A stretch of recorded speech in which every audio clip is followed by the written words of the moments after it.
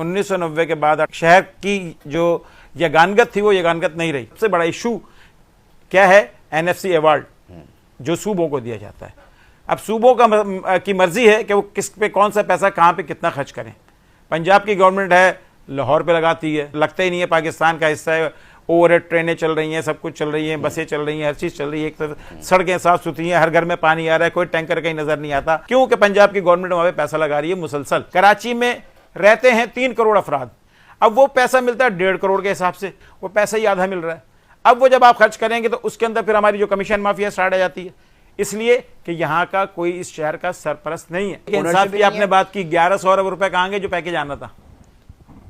K4 मंसूबा था, उसका बेड़ा गर्क किस दौर में हुआ? मुस्तफा कमाल के दौर में। कल एक वीडियो चली है, लाड़काना के अस्पताल में एक शराबी वडेरे ने इमरजेंसी में कुत्ता लिटाया हुआ था। वो कहते जी सबसे अच्छी फैसिलिटी सहूलत आप देखिए, आप सिंध के अंदर है। 1969 तक कराची फेडरल टेरिटरी थी। जब वो फेडरल टेरिटरी थी उसके अपने हिसाब किताब तक तमाम चीजें थी। जब वही यूनिट खत्म हुआ, ईस्ट पाकिस्तान चला गया हमारे पास से, एक तो रियासती बावलपुर और एक था कराची। कराची सिंध का हिस्सा बन गया। 54 साल हो गए कराची को, और कोई ऐसा ऑर्डर नजर नहीं आता, ऐसा कोई ऑर्डिनेंस नजर नहीं आता कि कराची को किस तरीके से सिंध के हवाले किया गया। कराची का इशू ये है कि कराची को ओन कौन करेगा। सड़क बनती है, लोगों ने दिखाया ये सड़क बनी है, अभी इस पे रोड रूलर चला और यूं उठाया और डामर हाथ में आ गया। कराची तो वो था जो पार्टीशन से पहले का था कि जिसकी सड़कें धुला करती थी। शहर इतना वास्ट हो गया, म्युनिसिपैलिटी को मेट्रोपॉलिटन कॉर्पोरेशन का दर्जा बड़ी मुश्किलों से दिया गया। कराची में कोई एक माफिया काम नहीं कर रही है। कराची में सबसे पहले आपकी लैंड माफिया काम कर रही है। स्कीम 33 के अंदर लोग गैर कानूनी तौर पे एडमिनिस्ट्रेटर बन के बैठे हुए, असल मालिकान को मार के भगा देते हैं। हल ये है कि Karachi building control authority, Karachi KBCA दोबारा उसको बनाया जाए, KDA KMC, यहाँ पर मकामी लोगों के हवाले ये इदारे किए जाएं कि जो विजन कराची के आदमी का विजन है वो पूरे पाकिस्तान में किसी आदमी का विजन नहीं होता। वाटर कॉर्पोरेशन का काम है पानी को चोरी को रोकना। इंडिया टाउन के अंदर जो हब डैम से आ रही है लाइन, वो लाइन 18 इंच की लाइन तोड़ दी उन्होंने। पहले यहाँ पे पंजाबी अफसरान भी होते थे, पठान अफसरान भी होते थे, सिंधी अफसरान भी होते थे, बलोच अफसरान भी होते थे, ईमानदारी से काम करते थे। कानून पे अमलदारी कैसे होगी जब एक आदमी करोड़ों रुपए देकर आएगा? कि हर बड़े शहर के अंदर हैवी ट्रैफिक चलने का एक टाइम होता है। पुलिस में बेहतरी सिर्फ इस तरह की हो सकती है कि पुलिस में पुलिस वाले भर्ती किए जाएं, डाकू भर्ती ना किए जाएं। तो कराची के अंदर क्या ये पुलिस वाले क्या ये लोगों को अगवा नहीं करते पैसों के लिए? सोल्यूशन ये है कि जो बहादुराबाद थाने का SHO है ना, उसकी रिहाइश बहादुराबाद में होनी चाहिए। अच्छा। जो शाह फैसल थाने का SHO, उसकी रिहाइश शाह फैसल कॉलोनी में होनी चाहिए। जो लालू खेत का है उसको लाखदाबाद में उसकी रिहाइश होनी चाहिए, ताकि उसको पता चले कि उसके थाने की हुदूद में हो क्या रहा है। जब हम सेटल नहीं होंगे, जब हम माली तौर पर मुस्तहकम नहीं होंगे, जब हम दूसरे मसाइल में घिरे रहेंगे, जब हमारे सर्विस की टाइमिंग कुछ नहीं होंगी, 8 बजे 9 बजे दफ्तर आने का तो टाइम है, जाने का टाइम नहीं है।